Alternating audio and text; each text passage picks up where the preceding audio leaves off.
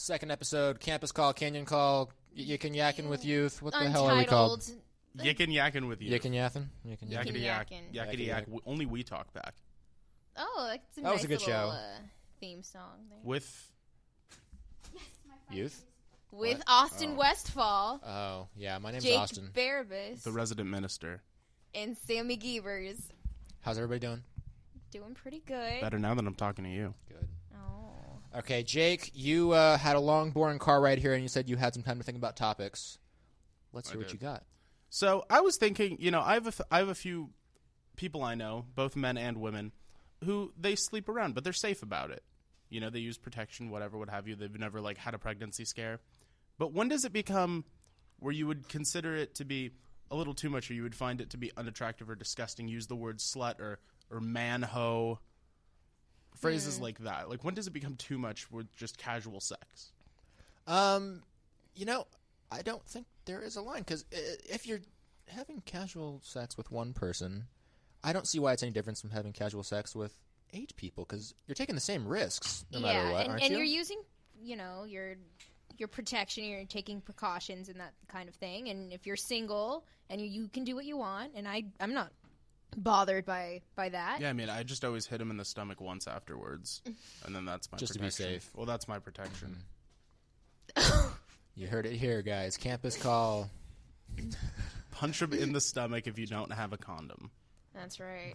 No, don't do that. No, I mean, I think some people, if that tickles their fancy, then if they need to sleep around and do their thing, that's what makes them feel good, then that's what makes them feel good. But I can see, if you want to be in a relationship with that person, you'd be kind of hesitant because you don't know if they could commit to one person, if they're so used to committing to, however many people. Do you think there's a line, if you were to, say, be on a date with someone and you were trying to get serious and just to tickle your fancy, so to speak, you decided to, lay it out on the table and you're like, have you slept around a lot? When does it become a point where you're like, I'm not attracted to this person anymore?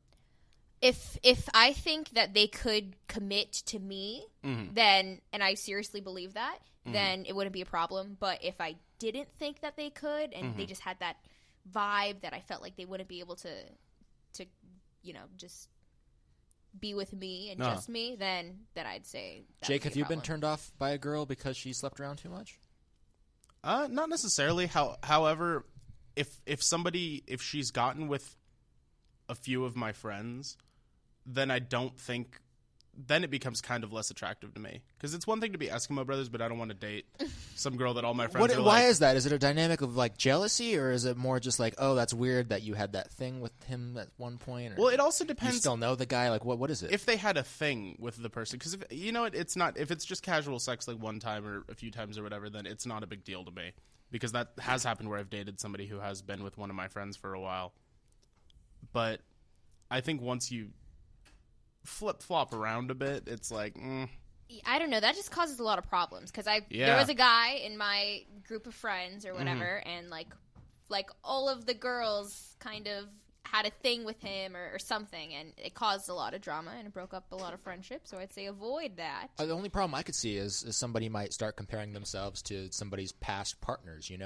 That's true. For example, what if my close friend had dated a girl that I am now interested in? Maybe I would start looking at certain physical features of my friend and be like, oh wow, I'm not as good as him. Or maybe maybe it's a mental thing. Maybe you're like, oh, he's cooler than I am. I could see that being an issue too. No, I totally get where you're coming from. I don't mean to laugh. Everybody's insecure about things like that, I think. Yeah, and I honestly feel comfortable, and I don't want to put this in categories, but I feel comfortable dating someone who isn't super attractive or that kind of thing, because I feel like they don't judge me as much. If I'm dating a super, super hot guy who's probably had super, super hot girls around. What's a super hot guy to you? So you're the settler. You feel like you're the settler then, because in every relationship there's always a reacher and a settler, somebody who goes kind of above their league and somebody who goes kind of below. I don't know. If that was a thing, then yeah, I guess maybe I would be. Okay. What's a super hot guy to you? A super hot guy? I don't know. Personality. When you just said that, if I'm with a super hot guy, who did you picture in your head? I don't know. Is it Arnold Schwarzenegger? Is it Robert Pattinson? Is it Arnold Mueller? What are we looking at? I don't know. Like, you know an attractive guy when you see him. No, I don't. No, I'm not. Usually I do not. they're, like, taller than, at like, 5'11", and they, you know, are, I don't know, like, have muscles or something. And Have muscles or something. yeah. Okay. Like, I don't know how to explain what's attractive and what's not. Well, what if they have a terrible neurological disease and can't form muscle? Are you gonna Better yet, No. what if they have a disease like their disease, but yet they have muscles? They meet your requirements as far as you just described, but then they're just like not You there. guys are just What if giving they're me a hard mentally- time. What if they're a burn victim? Yeah. But he works out, so he's muscly. Oh. He's a muscle. Well, I think that personality makes you more like that's what does it for me. It's personality. Okay. Personality makes you really hot. So a really dull, muscular guy. Yeah. What about you guys? What makes a girl super attractive? That's a loaded question. What do you mean it's a That's- loaded question? That's I'm gonna say personality because you just said that. She has to be muscly. She She needs has to have she a has nice to be personality. she has to be able to lift more than I can. She, I'll take burn victims. Why not? Obviously. I wouldn't take a burn victim. Well, Fuck that. It depends. Like, what if she just burned somewhere on her? If I was if she What was if you can't see where the burn is? Well, then that's like a booby trap because then you're gonna be like, whoa, like the first time you see her naked, and she's gonna be like, what? And you're gonna be like, oh, nothing. You burned. Are you into tattoos? To an extent, like there's one chick in my stats class, and she's like early 30s, I think, and she would be drop dead gorgeous if she wasn't covered in tattoos, like on her hands, like up to her neck in tattoos. We're just taking this conversation everywhere, but you just piqued my curiosity because you on Tinder, and we go to Tinder a lot on the show. We do. You have your age range on Tinder set to like all the way to the top, right? Yeah. Like, haven't you matched with 40-year-old women before? Yeah. Am And I the then- only one that thinks this And is a later little weird? later 40s too, not just the early 40s. I actually had my limit set to 28, and then Austin Westfall was playing with my profile, and he's like, "That's too much," and then you set it down to 22. I think I think it's different. I think it's important, the age range. I really Yeah, do.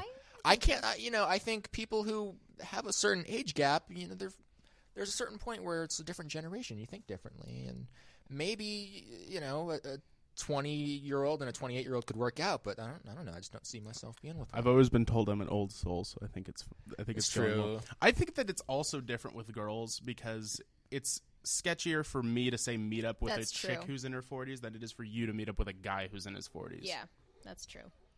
So And there's that whole sugar daddy culture thing going there on, is, too. but there's also the sugar mama culture. I would be a sugar baby. Have you been a sugar baby? I mean, some of these I haven't been a sugar baby, but I've had dinner bought for me by some of these, Okay. let's say, upper range women on Tinder. Yeah, I don't think that qualifies you as a sugar baby if you have your dinner bought for you. No.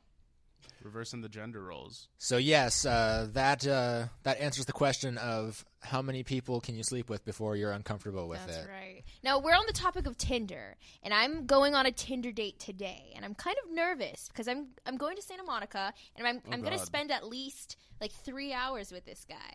I live near Santa Monica. If you text me, well, hopefully I'll have a new phone by then. I will be there with a bat in 20 minutes. She knows this guy. She's met him before. Yeah. be This there isn't a with blind Very- date. I will be there with a bat wrapped in barbed wire in 20 minutes. But I was just thinking, like, what kinds of things should I talk about with a guy? And I want, like, when you guys have a first Tinder date, what makes you say that was a nice, good first Tinder date? They have a good, if they're not crazy is the first one. That's the main one. And there's a few cues from that. You can tell by the way they laugh and how they act. And if they talk about their exes a lot.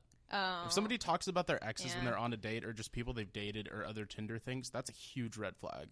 Okay. My thing that I just look for is if it gels. I mean, I think the biggest telltale sign is if there's like moments where you can't think of what to talk about, or maybe it gets a little quiet sometimes. I think that's just a good sign of maybe Yeah. you guys don't gel together. I think that's really important. Yeah, the laugh thing is something that's kind of interesting because I notice that sometimes when people are nervous on a date, they have like this fake sounding laugh. Have you noticed that by chance? I've noticed it. in Even other just people that you're yes. meeting. It doesn't have to be a date. Well, actually, now that you think about it, I feel like I've faked a laugh before. I've left a girl on a date from Tinder because of her laugh within a minute of meeting her. How do you do that? Do you say nice to meet you, goodbye, or do you just She had to go to the bathroom and I left. You did And that? this is why I was telling you, when you meet somebody on Tinder, you don't exchange your phone numbers. You only meet up purely off of Tinder, because if it goes haywire on the first date, you have no contact with them ever again. But if you Did she try to contact you after you left her? I unmatched her on Tinder, and there was no contact. That's... I don't know how I feel about that. You went to the bathroom and then you just left She her? went to the bathroom. I didn't go to the bathroom. There's not a window my size that I can freaking crawl out of. Oh my gosh. But yeah, Huh. she just... What was it? She Her exact words She was were, kinda weird. Within like 2 minutes of meeting her, she asked if I thought she was crazy, and I said, what? And she's like, yeah, a lot of people think I'm crazy. And then had one of those really weird, like high-pitched, like, fake-sounding laughs. Yeah, And I Sammy, remember don't do that. She's walking to the Okay. bathroom, and I remember looking over, and there's this dude reading a paper, and he's like just puts it down and looks at me, and I'm like, yeah, I need to go. But the thing is, we had already ordered coffee at that point, so I took the coffee. Did you leave her with the bill? No, we paid. Like, it was at Okay. Starbucks, so Yeah. I paid, and then we got it, but I still took it. Mm-hmm. And Yeah, you I got to gave take it the to my coffee mom. with you. Yeah. she's like, oh, you got me coffee? I'm like, well, yeah. Sammy, don't be that girl. Yeah, I Okay. just to answer hope, your question. like, that's a long car ride, 45-minute car ride, and then a 45-minute car ride back. So hopefully we have enough to talk about. We will be back with more Campus Call after the break. Show. I like Campus Call. Jake doesn't like it. Jake likes Yakking with Youth. But bunk. I've heard some mixed reviews about the title, Yakking with Youth. Have Didn't you? You liked Talk Block, didn't you, I Sammy? did like Talk Block. I think it's too general, though. Yeah. It's too, I don't know. We should call it the Anything can be a Sriracha Hour. Sriracha. The Cougar Catch. The Cougar Catch. Yeah. The Cougar Catch? I thought we Cougar weren't Den. on Tinder anymore. Cougar Den. Cougar Den. I don't know. Also, one of the first presidential debates is tonight at 6 Pacific time. So if you're not doing anything tonight, grab a bottle of bourbon. Because remember, clear alcohol is for rich women on diets. And sit down with your friends, have a computer open, and every time Hillary or Trump lies, take a shot. You will be drunk in 10 minutes. Where can they go to find out when they lie? You mentioned a fact-checking website. You can literally just Google it. Just Google what they say. And then you take a drink every time they Every say time. something that's not factual. And sometimes you just chug the bottle. So it's important to have more than one bottle to get it around the group of friends, depending on how much there are anyway. Speaking of near-death experiences, I wanted to ask if you guys have had any. I was on the freeway driving earlier this week, and a big rig put his blinker on and almost, he didn't see me there, and he almost crashed right into me. I hope you guys enjoyed the clapping sound effect. That was supposed to convey a car crash. Thank you. And it kind of freaked me out for like the rest of the day. I kept thinking like, oh my gosh, what if that actually went wrong? Like, what if I, got in a crash with Big Rig? What if I wasn't even here anymore? Finally get rid of him on this damn show. Yeah, right? exactly. Yeah. Then you guys come up. Then you guys come up with a show title. That's right. We could do Yakking with You. It'd be so much. If you have a damn cord all tangled around my I don't flop. know. I haven't really had any near-death experiences. I've done stupid stuff, like I've gone snorkeling with a period in a shark-infested water, but that's pretty much it. What Well, about you, that's a Jake? good way to see sharks. That's true. That's true. I did see a lot of sharks. So One time I was with my friends. We were off-roading, and you take a hill climb you shouldn't have, and we were like on this ledge, next to two ravines, and he ended up rolling. We rolled a few times down it, but luckily we ended up stopping before we rolled off either side. But it's like an 80-foot drop on both sides, so we would have been like fucking dead. Do you guys like worry about things like that? Like I do. Like I thought about it I'm still thinking about it now, and this was a couple days ago. I'm like, oh my gosh, that's so scary to think about. Like, do things like that affect you? Dude, do they you could stay have a with you? brain aneurysm right now and be dead. A life lived in fear is a life half lived. yeah, You that's can't kind of really how I think see about it. things like Is that you obviously be careful, be smart, but I don't think you should live your life in fear and say, oh, I'm going to drive to COC, I might die on the way there. Well, that's something I face every day because I drive the 405 and the 101. We can't hear you. You're not in the mic, Mr. Technical Director. This is our technical director, Josh. Josh is speaking. He says he had a near-death experience. I said I almost died Tuesday night going home from COC. What happened? I was driving and turned, and my car kind of what is it? The steering wheel locked, and it went left, and then it went straight right until like power transformers, and then Jake, you know cars. Why does the steering wheel lock when he's driving? Yeah. That's What never happened to me. What kind of car do you have? it was a '99 Toyota Corolla. Have you ever had the power steering fluid changed? Yes. And when it locked up, the wheels themselves turned differently from like the steering wheel locked, and then the car just went like that and that. Yes. That could be your steering column broke, or maybe the steering rack itself just became disconnected. Okay. Auto Yeah. talk. Auto cock talk. Auto. We're going to need to bleep that out. I don't know. Maybe it's just the type of guy I am. I'm like, wow, what if? But that's just What me. if you bought a Toyota? Don't you have a Toyota? I do have a Toyota. Well, there's your problem. You own a Toyota. Get an American car. American cars. Get an American car. Okay, Mr. Ford. First on race day. Ford. Well, I have a question. Xander is one of our tech dudes. He was saying how the neutral state of mind for guys is girls. They just think about girls when they're not thinking about anything.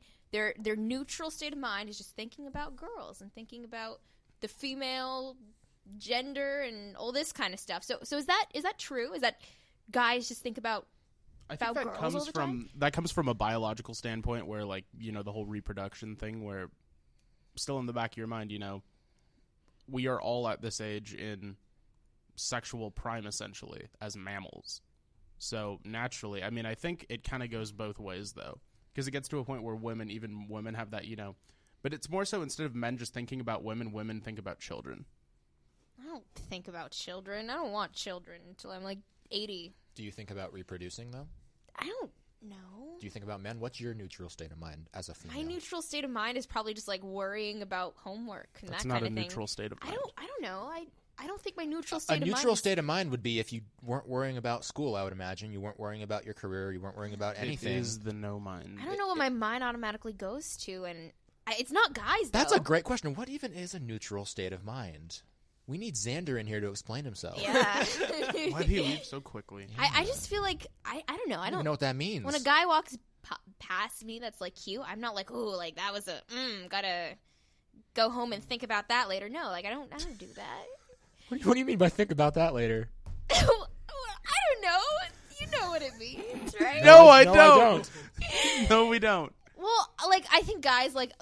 My point is, I think guys think about girls a lot more than girls think about guys. That's what I think. Wait. All right. Well, we're gonna. I'm definitely gonna think about this later. Thinking about guys and girls is something that we love talking about, but do you think about guys as friends or only lovers, Sammy? What do you mean? I think We just re-listened to last week's episode, and we were talking about our friendship spiel. Can guys and girls just be friends? And now Jake's in here. Yeah. We didn't have Jake last week. You listened to our discussion with Violet. She came and joined us. What did you think about the whole thing? I think that first off, there is a friend zone, and it does go both ways, because there could be a gay dude who's into you, and you could still be friends with him, and you could be like, no, dude, I don't like men, and vice versa. There could be a girl who's really into you, and you could say, no, chick, I don't like girls like that. I definitely think that at least with me, when I start dating or even asking a girl out, even though it's not extremely vivid, still in the back of my head, I'm like, all right, like I can see myself with them potentially for a long period of time. I don't go into any date thinking like this is just a temporary thing. Mm-hmm. If so, that's going to be like a friends with benefits deal or like a meetup Tinder thing. Yeah. But when I ask a girl out, there's always in the back of my mind like, yeah, I could see a future with them. But granted, there are women I meet who I'm not attracted to. And initially, they aren't the ones who I try to get to know better, I guess you could say. Because that's what happens whenever you meet somebody. You don't go, looking at a new person. You're not like, oh, wow, they have a great personality. You go, oh, they're pretty. Mm-hmm. They're attractive. That's the first thing you see. That's the first thing most people see. Because it's like, you say you were in a new class, and there are two guys who are both equally nice to you, but one has muscles and the other one doesn't. He's like a skinnier dude. And you walk into class the next week, and they're both sitting across from each other, like on different sides of the class, and there's a seat open next to both of them. There's one seat. Who are you sitting next to? If they have the same personality, like no. They have different personalities because nobody has the same personality. but maybe you see pros and cons with both of them. I think what you're trying to get at is you don't know who they are. You just see the muscles and you see the other guy. They both have an empty seat next to them. Who do you choose? You don't know the guys. That's true. I mean, I guess the muscly guy. Exactly. You choose for the person you're more physically attracted to. Mm-hmm. You're going to do that every time when you don't really know someone. But I don't think that has to do with anything regarding girls and guys and friendships. And I think we're only talking about this because Violet last week brought up that, the first thing you see in a person is their attractiveness? Shame on you. Then she brought up, making love to flowers for some reason. I don't know. And see, We which won't get I into call Violet. BS because if she's ever looked at a Georgia O'Keeffe painting, she would want to have sex with that painting.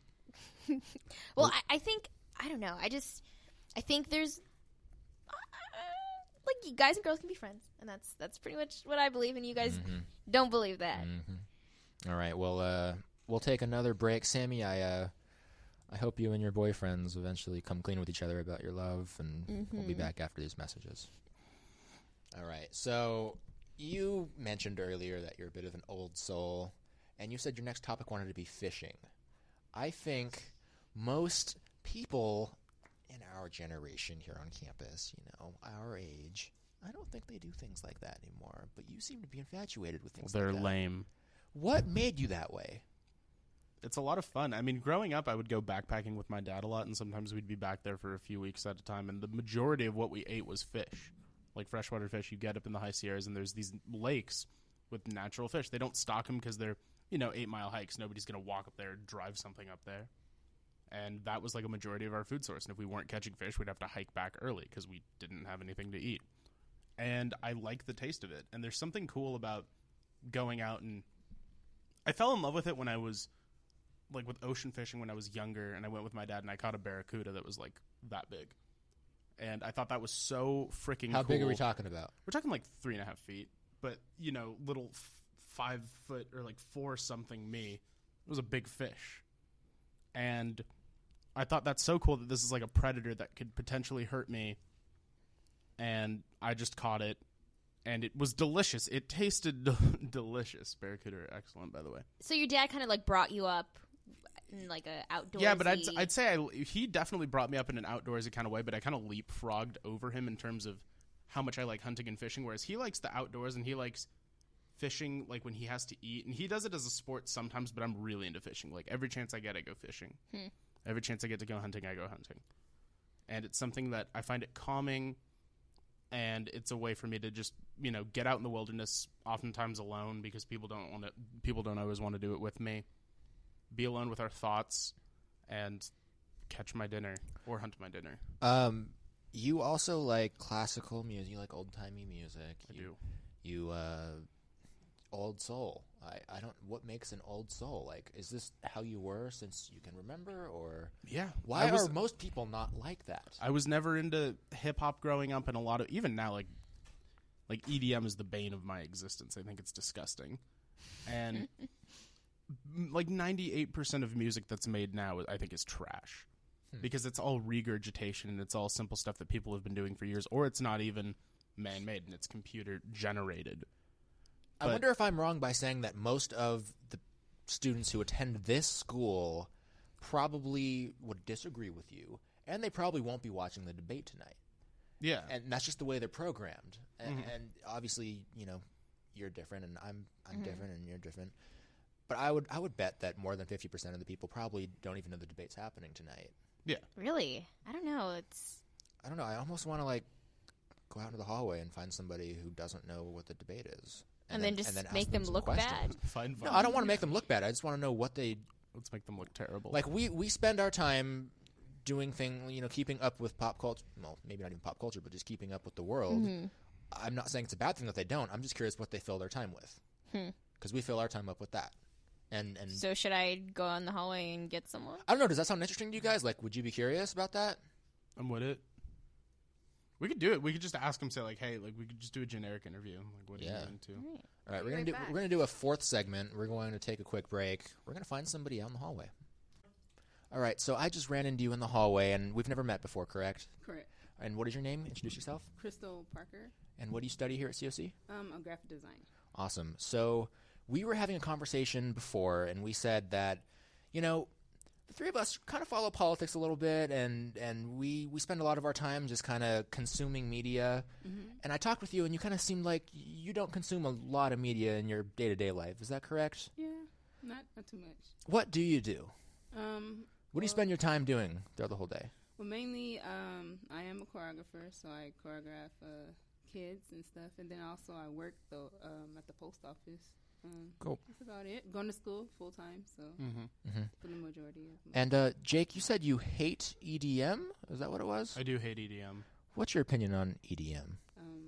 Not too sure. Not too sure. What EDM is. So. It's like electric dance music, like dubstep and like people you know like what? EDC, all that jazz. Well, I do know of dubstep.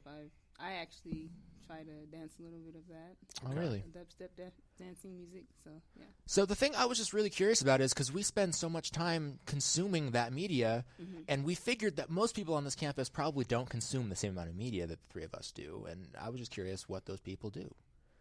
Not like it's it's a curiosity of mine. About what people. What are people into?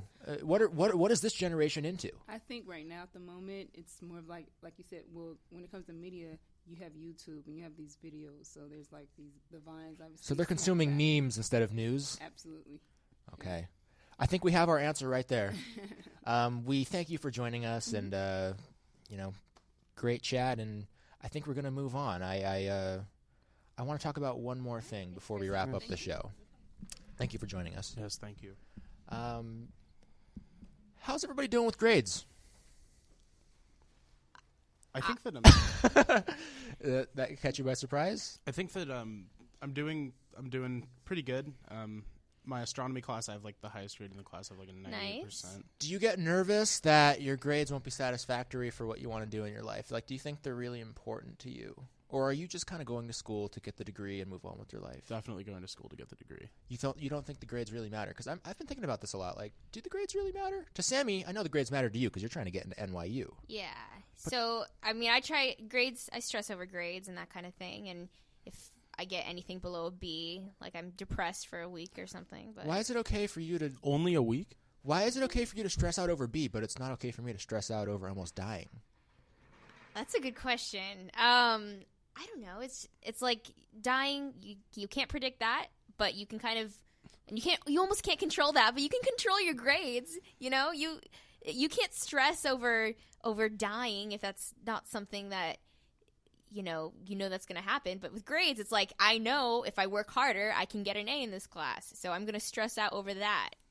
I think that's a good answer for that question. But what if I work hard to actively monitor everything around me at all times so that I don't die? What if I work as hard as I can to get it to where I can put in the minimal amount of work and still pass the class? That's kind of what I do too. Is I try to balance. Well, usually, except for you, it's the minimal amount of work to get an A. Yeah, that's kind of what I try to do. So a majority of the work. Yeah. Still, at the end of the day. No, yeah, and grades are stressful, and I think they're stressful for most kids. And there's things that you have to do and all-nighters that you'll have to pull no matter what grade you want. Oh, if you just want to pass the class, and you have to study a lot. And so many professors grade in different ways. Like I'm taking a class where it's like 25% quizzes, 25% like assignments, and quizzes including like exams and a final and whatnot. And it's like divided in 4 ways. Whereas I took a class last year where there were 3 tests and that was it for the class. And you took 3 tests, and That's beautiful. it was horrible. Really? I hated it. It was so much stress, and I ended up getting a poor grade in it. Like I got a C because the first everything one rides on those tests. The first one I did terribly, and there's no way to make it up. And it's like I still studied so much, and some of it I just wasn't getting, as opposed to turning in something every day and being able to monitor it a little bit. And I think monitoring it as well, like because a lot of teachers put their stuff into Canvas now, and you're able to monitor your grade. Like, I need to step it up, or I need to study. And it's just kind of a reminder instead of like kind of being up in the air. Yeah. Right, it is kind of nice to have that little safety net, like that homework gives you, bonus points, things like that. Because tests, we all mess up on a test from time to time, and that can really screw you up if you do bad on. Especially tests are the only thing I could see how that could really screw up your GPA. Especially like, what if you're trying to get into NYU and then you take a class like that, you bomb one test, and then boom, dream's over. Yeah. What about you? Do you? You're starting to worry about that more, right? No, I mean, I don't know. He's more so worried about dying. Yeah, I dedicate most of my worries to Death on the freeway. I think that's going to do it for this show. My name is Austin. Jake Barabas, resident minister. And I'm Sammy Giebers. And we will see you next week on Untitled Show.